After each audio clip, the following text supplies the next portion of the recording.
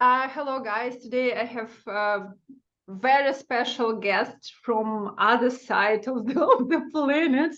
I have Anne, and Anne is matchmaker from the States. So she will introduce herself now.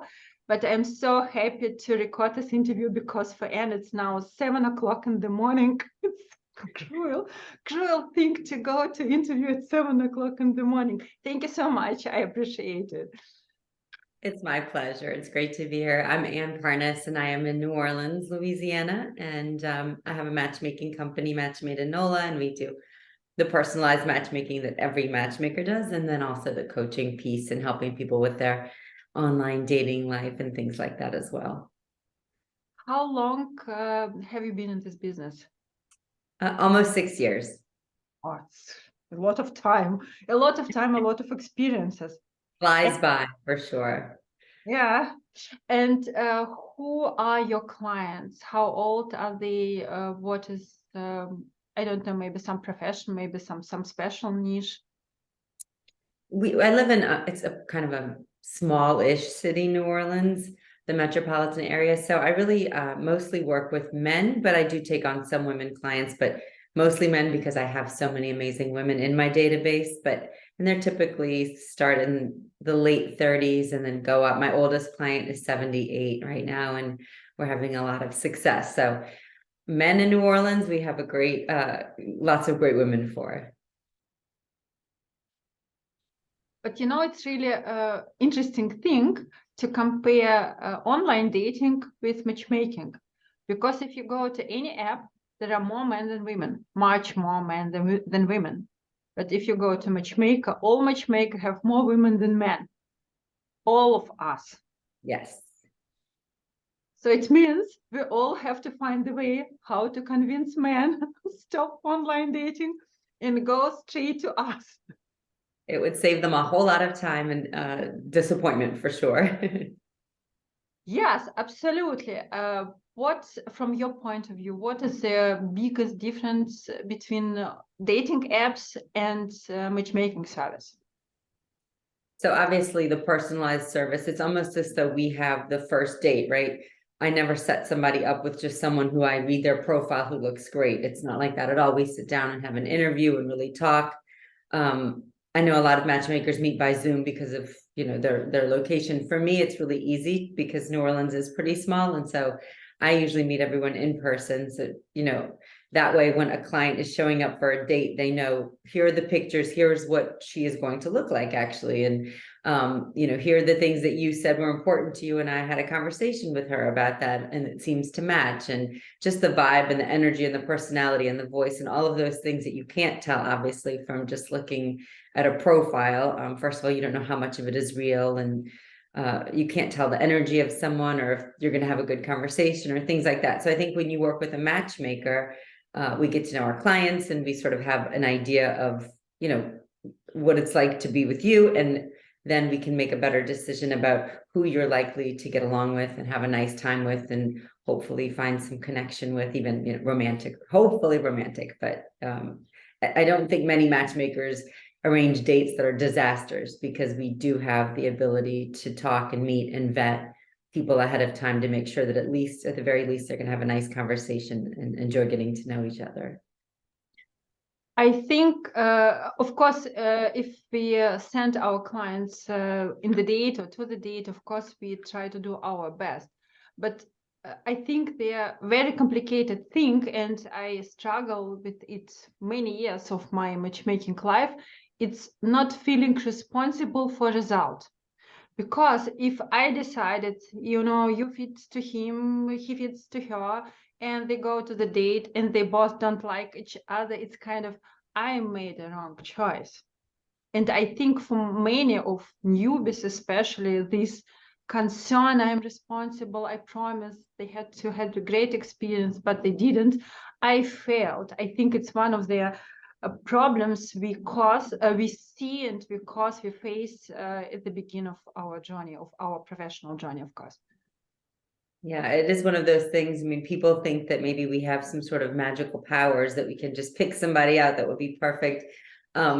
We don't, right? And it's people, and people have their own, we don't even understand how people fall in love. Like a lot of it is chemical and scent and all of those things that we absolutely can't predict. I think the best we can do is use our experience, use our intuition, listen to our clients, and try to pick people who we think that they would have some common ground and see what happens with chemistry. But yeah, of course, we can't make those guarantees. Any matchmaker who says they have a 90-something% success rate of people who it just can't be, right? Unless, they have found this magic wand that you and I have not. I think we are just professionals who, like any other profession, we do our best, but when we work with people and in such a industry is love that really can't be explained or predicted, that's really all we can do. And I think it's also up to the client to be open-minded, and even if they don't feel that immediate connection, really try and find some common ground, find something they can learn from someone else and connect with someone else. Even if there isn't any kind of potential that they notice for anything longer lasting, they can still connect with someone and have a great time and learn something and take something away from that. So I do from every interview. I'm sure you do the same. Every human experience is always, to me, most of the time, not always, really a wonderful one. Yeah, absolutely. Because I think if you meet new people, it's always some advantage. Sometimes it's just to practice a language. Sometimes it's just practice the dating skills, communication skills, discover new area, discover new food, new cocktail. It's always something. But I think some people really struggle to see these little advantages because they are so obsessed with dream to meet this special one, he or him, she or him. It's something like, if it's not the right one, it's not worth it. Yesterday I got message on LinkedIn. I don't know why the guy decided to write to me something like, oh, I am so disappointed by the dating. I don't want it anymore. I decided just to die alone. Wow. I was reading something like, and what do you expect from me? Okay, it's your decision. I accept it. Happy for you. Go for it. Yeah, right. Yeah. I mean, I'm sure it can be a tough process for people who are really like feel ready and really want that person and that love. And it's totally understandable. It's such a personal experience and feeling, but that doesn't mean that we can, it's not, as I always say, it's not Amazon Prime. We can't just deliver, oh, that's what here she is. And it's just perfect. So yeah, it's a tough industry. What do you say to your clients? You work most with women, and you are quite seldom, because all other matchmakers I had interviews with, they said they prefer to work with men. So you No, are I do too. yeah, Yeah. but generally, so you said you have more women. What is your usual answer? Like prepared text if she comes to you and said, Anne, I would like somebody who looks like Brad Pitt and has money like Musk, and I don't know, something like absolutely unrealistic. And you understand this: all princes are already engaged. There are no princes anymore. How do you start this conversation explaining about these unrealistic expectations?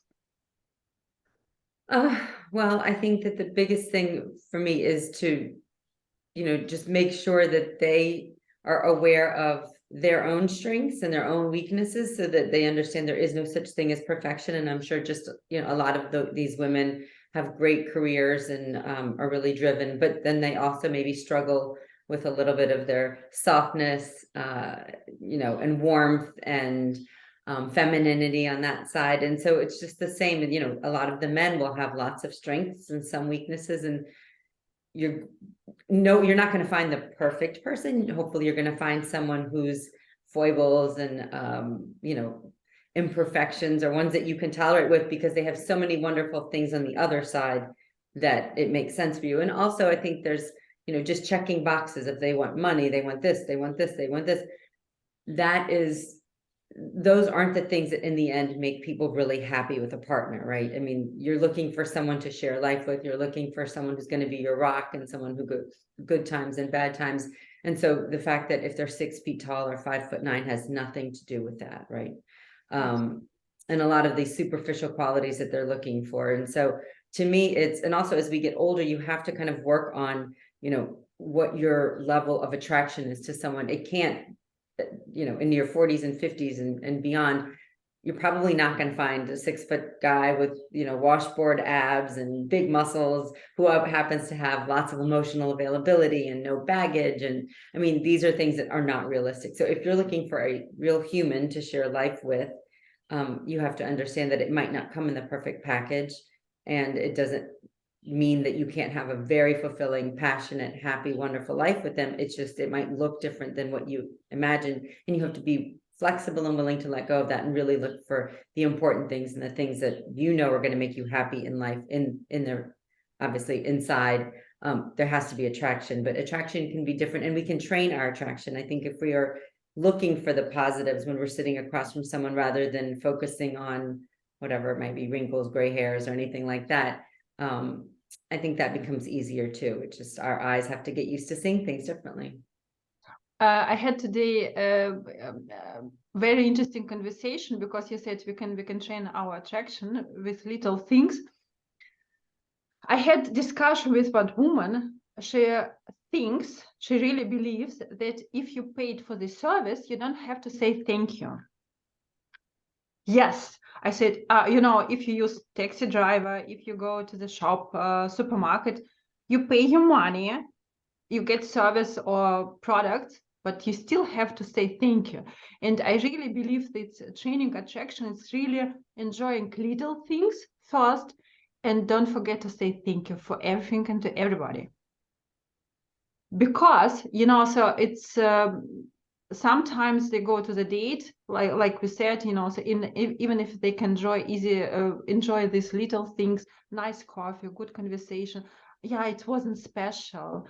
The coffee was okay, and the cake was not from today, and the guy, his tie was wrong.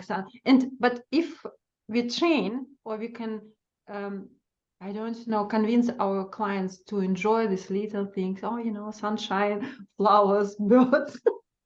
It will be easier for them to accept not perfect people in their life. What do you think about it? Absolutely. I think it's hard, because you probably do some coaching too. I think some people are just born more with the attitude of, oh, the glass is half empty or the glass is half full.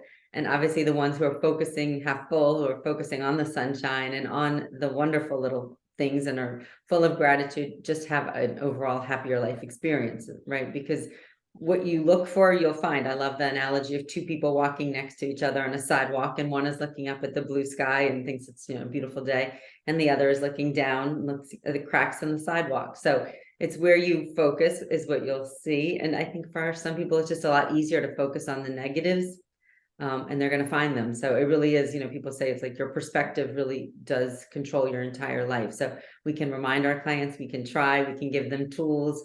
People say gratitude journals or focus on this, focus on that, but it really is up to each individual client and each person to sort of train and wire their mind and practice, because if it's not natural, it's going to be even harder for them to look up at the blue sky rather than look at the cracks in the sidewalk and the dirt. I give one exercise to women. I say, go on the street, look at every man, and just in your head, think what should be the compliment for him. Amazing hands, or very nice bald head, I don't know, beautiful eyes, or such big muscles. Sometimes if you see some Trump sleeping under the bridge, you think, oh, but he made his place so comfortable. It's really, I made the exercise myself, and it was really in 10 minutes you start walking different. It's something like Little Princess, and people react at you absolutely different, like you start appealing something special around you. It's really great exercise. It's not my invention, unfortunately, but I like it. It always works. I love it. I'm going to use that. Yeah, and I think that when you're happier, you attract people. If you're walking around with a smile on your face and radiating positivity, I think that's much more appealing than someone who's, your body language, like you said, is going to be different, and your just overall aura, I guess, or vibe is as negative, is not going to be as magnetic to positive people. How do you react? Because it's quite a common problem for me. How do you react? What do you say to men if they come to you and say, "Anne, I would like to meet somebody who is 20 years younger than me"? So really, daughter attitude. What do you say to this man? I guess I want to hear more about why. I want to hear more about, other than the age, what do they think that looks like? And the person that they describe to me, what do they think she's looking for? I mean, there has to be a match there. We all want things, but that doesn't mean that they are realistic. And, if there are some men who just feel like they know that they can provide the financial support that a young woman might want, that's a totally different situation. I don't take them on necessarily because that's not my clientele. I don't think age is that important, particularly 10, 15 years, but if they're really specific about this 20-year, that's just not my clientele. To me, it feels like, why are you so, if you were sitting at a dinner at a bar or something and started talking to someone and you found out she's only 10 years old or 15, is that really your deal breaker? And what is it about that? Are you holding on to your immortality that you think, or you think if you have a young woman, then that makes you, says something about you as a person? So that's probably not my ideal client. And I feel like I understand it. Young women are beautiful, attractive. But don't you want to have some commonality of things that you want to talk about? And maybe you do. It's one thing if you just meet someone, she's 20 years younger, but to have that intention and that parameter, to me, just speaks about someone who probably isn't the best fit for me. I tell the same. I say, if you meet you on the street or in the bar or at some event, just suddenly, it's okay. It might happen. But searching specifically and as your main search criteria for somebody who can be your daughter or sometimes even granddaughter, it's wrong, because it's really a lot of psychology behind, and it's not my level. It's too much psychology. Okay, so what is so special from your point of view? What is so special about dating in the States? Are there any difference between American singles or, let's say, singles in Europe? What do you think? I wish that I knew that answer. I'm very curious about how singles in Europe behave, because I myself was born in Russia and have been here since I was 3. So, I'm familiar with other cultures and have a lot of international friends. But as far as dating in Europe, I really don't even know what that looks like and what the people are like. I do find that Americans feel like, they pay for service and they expect you to find that person, which I understand. And, we typically do charge a lot of money because we work really hard. But it's not like, again, we don't have magical powers. And so we do our best. I think we work really hard for our clients. We do our very best, but there are some things you just can't guarantee. And that is the ability to just, pop that person out, exactly that person. So I don't know, what is it like with European clients? Yes, it is, because if I would say to my clients, this word coaching, you need coaching session, they will run away. Because, you don't have to coach me. I don't need it. It's something weird. Just find me a woman or just find me a man.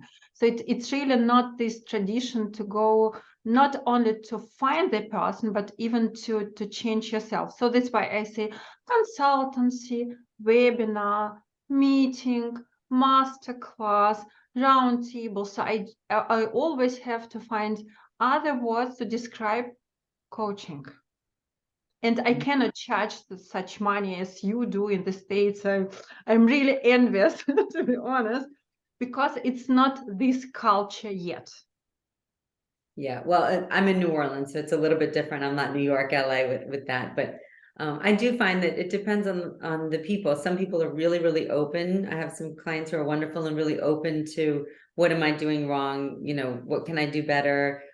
I'm here to learn and grow. And then I have others who just say, you know what, all I need is the introductions and I've got the rest. So I think it's so specific to the person, at least in New Orleans. I can't speak for all over the country.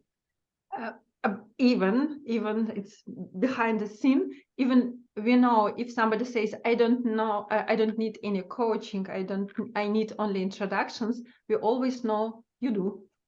We do.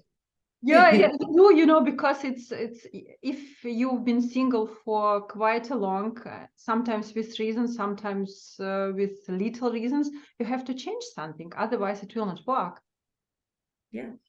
And the more that you're aware of what you're doing wrong, the more that you can work on changing what you would like to. Some things I think, some of us really like our qualities that others may not, and that's okay. You shouldn't have to change the ones that are really a big part of who you are and positive qualities that might not work for everyone. But like you said, if you have a client who's not even saying thank you to you, that means they're probably not being too polite on dates or to wait staff or things like that, which I feel like are really turnoffs to most people who are dating, right? I was shocked because I usually believe that my clients are on the level to speak about psychology and, right behavior, limiting beliefs. But if we have to start with thank you, it's level of 2 years old children to say thank you for everybody, for everything. It's okay. We have to go a step down, step down and start from beginning, say thank you for everything. Everything. And I mean, that's one of the most important things for men, they say, is to feel appreciated, even more than desired. I think number one, they say for men, is to feel appreciated. So if you have a woman who's not happy with anything, not, saying thank you, I don't think that's going to be really effective in their dating. Yeah, because if you ask women, I constantly do it in different sessions. If you ask women what is their most important thing for men, something like core value for men, what they usually say, sex. Even the yeah, always you just make experiment, just ask them. It will be only about this sexual desire, lust, and so on. But generally, it's acknowledgement. And the more compliments you say to your partner, the more appreciation you get in return, and the better sex you have. That's right. And men love compliments because they don't get them very often. So they don't get any compliments. And if you say so, I do. If client does something really right, I write, "Oh, you are a treasure. You're such," and they really react. They start blossoming, blossoming like flowers. "Oh, you're such a treasure. Such well done." Like with children in the kindergarten. But it works because I really mean it and I really feel it. That's why it's works.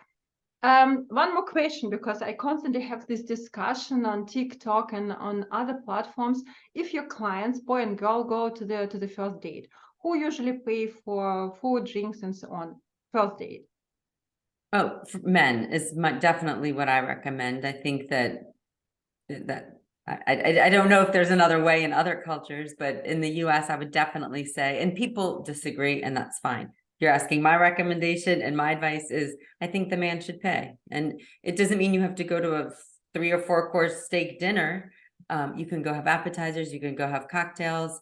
But I do think that the man should pay. Some women feel a little bit uncomfortable just sitting like they expect it. And so I think they can say, can I contribute or can I share that with you? But I always tell my male clients to say, no, I've got this, thank you, without any expectations for anything further. Yeah, absolutely. Because I got this comment a couple of days ago, something like, right woman would pay 50%. And I always think, okay, so if he's not able to pay for first coffee or for some snacks, so maybe for him it's not the right way to search for somebody. Stay at home and enjoy your company alone. That's right. Yeah, it's really great because always quite often this idea about paying on the first date, it's connected with Russian Ukrainian women, because in our culture it's absolutely normal. It's no discussion, So my clients, my female clients, they really struggle to explain why, just because it's like how it can be different. Only first date, he pays, in our culture, second date and third date as well. But first date, I think it's without any discussion. We agree on that. I know there's some people who don't, but I agree with you. Yeah, definitely. Thank you. What do you think from your experience? What are your clients most struggling with in their dating life? My women definitely are struggling with finding, I do think that for some reason, and I think most of us matchmakers find this, there are more high quality women in a lot of the cities where we practice. We don't know why. The single men are probably there, but maybe they're at home. Maybe they're comfortable on their chairs at home.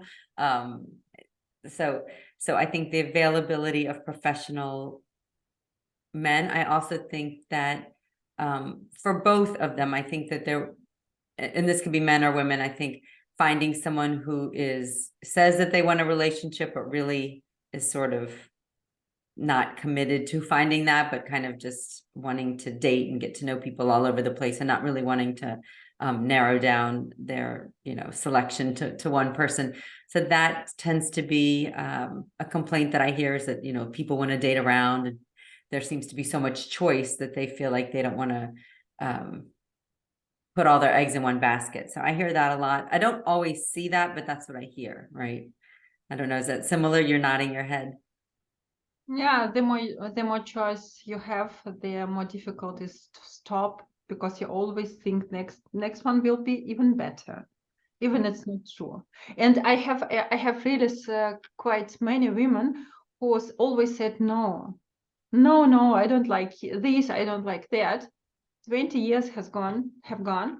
She's still single, and now they start regretting. Oh, 20 years ago, Ksenia, I remember you sent me this guy and that guy. I had to say yes because he was 20 years ago. He was the best man ever I had, and I regretting so much to think no.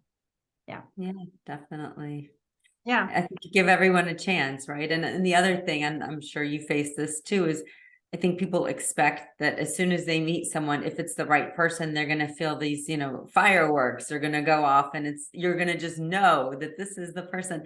And that does not happen. And if it does happen, oftentimes it ends just as turbulently and quickly as it starts, right? The high passion. Sometimes I think you need passion and you need love, no question. But sometimes it takes a while to get to know someone, to really get to know their qualities. That can become really attractive. And I've had clients who have trusted me, because we say, okay, if you had a good time your first date, even if you didn't feel this major attraction, go out again. That's, if you feel it a second date, you feel you had a good time, even if again, you don't feel a great attraction, go out again. And then I always say, after the third date, if you don't even feel like maybe you want to kiss them, then maybe that this is, at least give it those 3 dates if you're having a good time. And you would be surprised, you wouldn't be surprised, but I think many would be surprised as to how often it does change from I'm not sure to wow, this person I really am very attracted to. So that's tough, is to get people to be patient and trust that and give it a chance. I had one couple, they met in person, and it was okay, just okay. We like each other, but it's not this feeling to continue our conversation. But they continued, and it was a lot of Skype conversation, a lot of Skypes, and they fall in love into each other just because they communicated, and discovered even more and more and more. So it means this meaning or importance of first impression is really overvalued. Sometimes it's really, like you said, meeting for the second time, meeting for the third time, being more relaxed and being more open for this person, and you can discover absolutely different things about your date partner. Cool. I don't know, but I remember it was many years ago at one conference, it was one matchmaking company, and they said that it was even in their contract, something like 3 dates rule. Yeah, I think they actually have a matchmaking company called 3 Date Rule, right? Yeah, maybe I don't remember, but so all matchmaker reacted, what? How can you push people for more date? It's in contract. Wow, we should all do that. I don't think everyone could get away with it, but I mean, I think certainly encouraging your clients to do it. Some will take your advice and some won't. Yeah, because women are more likely, don't you think? I feel like the women are more likely to give it a chance. Men, I think that they know in the first 5 minutes or 10 minutes if this is somebody who they are interested in.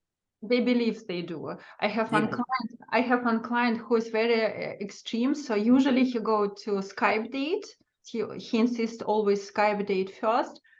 5 minutes, and really 5 minutes, and he finds a reason to stop the date. Even it's absolutely impolite, and girls sitting like, What is it?